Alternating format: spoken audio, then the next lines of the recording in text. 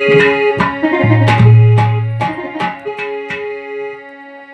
Google लीनो हाथ और नागव में समाहित कर लीनो।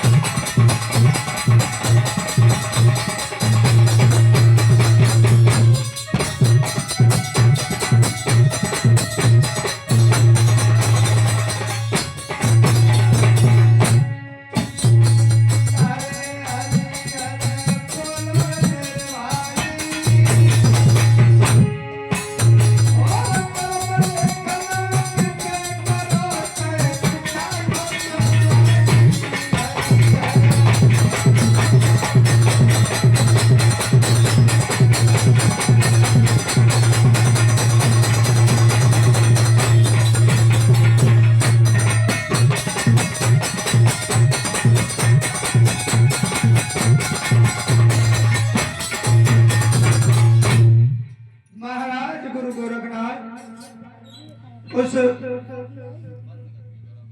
सिद्ध मुख पर जब पहुंचे हैं तो मैया बांचल बेहोश पड़ी है। जाकर के मैया को उठाया और कहा कि बेटी अब चिंता न करो। और गुरु गोरखनाथ ने वहीं पर जाकर के वरदान दिया है। कहा है कि बेटी हम तुम्हें गूगल दे रहे हैं और इस गूगल के प्रताप से इतना प्रतापी पुत्र पैदा होगा कि जब तक ये सूरज और चांद रहेगा तब तक तुम्हारे बेटे का नाम रहेगा और जिसके ऊपर अपनी कृपा कर देगा उसके भवसागर से बेड़ा पार हो जाएगा। गुरु गोरखनाथ से मैया हाथ जोड़ के कहने लगी, गुरुदेव एक बात पूछना चाह रहे हैं। गुरुदेव कहने लगे, पूछो क्या बात पूछना चाह रही हो। तो मैया बाचल कहने लगी, महाराज इससे हमारा ही कल्याण होगा कि और किसी का भी हो जाएगा। मैया गुरु गोरख जी के सामने हाथ जोड़ के खड़ी है। गुरु गोरखनाथ कहने लगे, कहना क्या चाह रही है, खुल के बोल। तो कहने लगी, महाराज हमारी नंद है एक छबिंदे, वो भी बांझ है, और हमारे घर में एक मैत्रानी है झाड़ू पोछा करती है, वो भी बांझ है, और एक मैत्रानी आती है लूना चमारी, वो भी बांझ है, एक पंडितानी आती है वो भी बांझ है, और एक नीली घोड़ी है उसके भी किसी बछेड़े ने जन्म नहीं लिया। गुरु गोरखनाथ हंसने लगे, कहने लगे, पूरा बाजो को बाजो ही सब बांझ है, गुना है सो। मैया हाथ जोड़ के खड़ी कहने लगी, क्या बताएं गुरुदेव, किसी के गर्भ से किसी बच्चे ने जन्म नहीं लिया। गुरु गोरखनाथ कहने लगे जा बेटी, जिसको तू ये गूगल दे देगी उसके उधर से इतना प्रतापी पुत्र पैदा होगा कि सूरज चांद रहेगा तब तक उसकी जय जयकार होती रहेगी। मैया के हाथों में गूगल रखा है कि जा बेटी, बांट बांट करके जिसको दे देगी उसका कल्याण हो जाएगा। और माताओं बहनों, ये वही जगह है सिद्धमुख जहां गुरु गोरखनाथ ने मैया वाचन को वरदान दिया है। और गूगल को लेकर के मैया वाचन और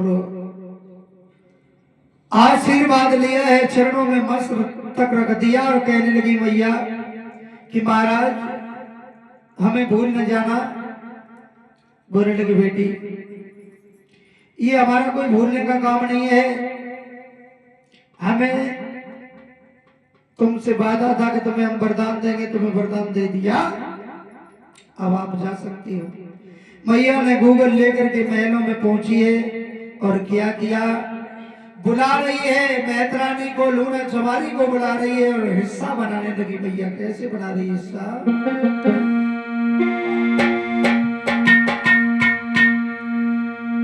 अरे मैया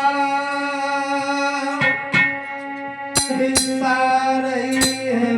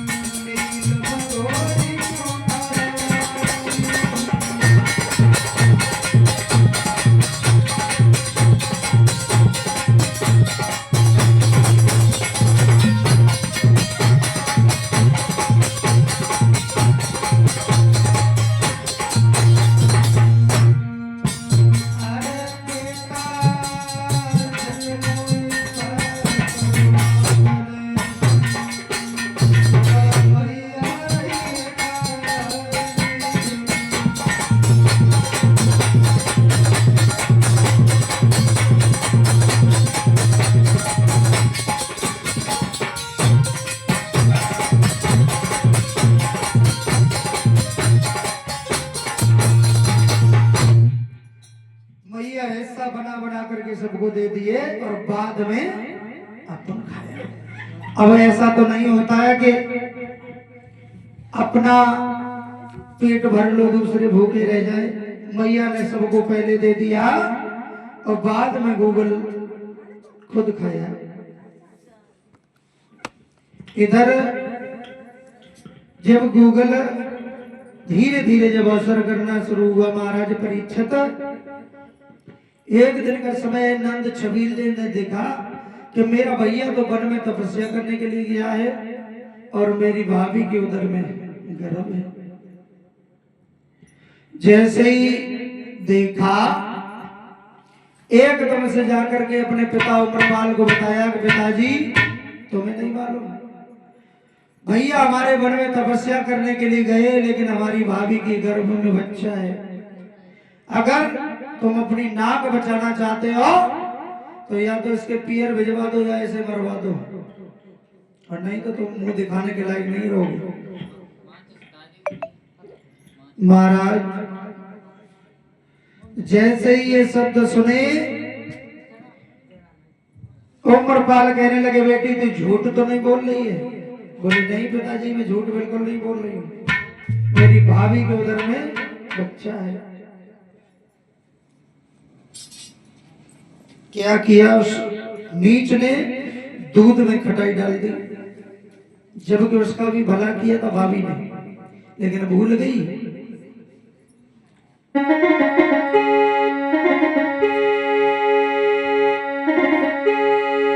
और बोली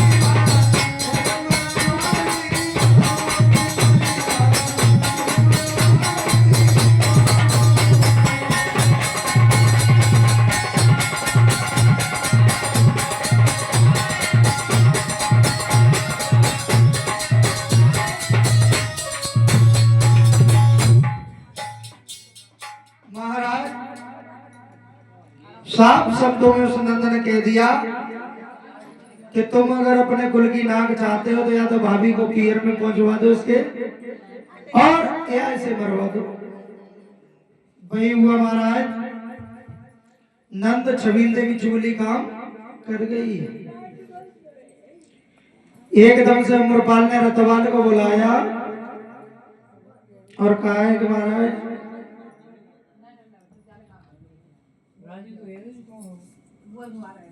ऐसा करो, इसको सिरसा पाटन में पहुंचा के आओ,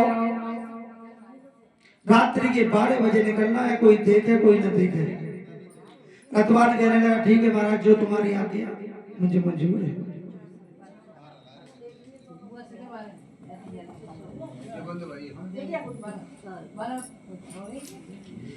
इधर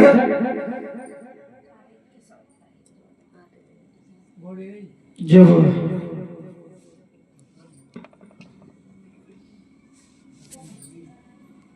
रात्रि के 12 बजे मैया वाचन को लेकर के रतवान चला है। नन्ही नन्ही बूंदें पड़ रही है, ठंडी ठंडी हवा चल रही है, काली काली रात है। मैया को बड़ा भय लग रहा है, लेकिन मजबूरी कुछ भी कराए, रात्रि के समय चली है मैया।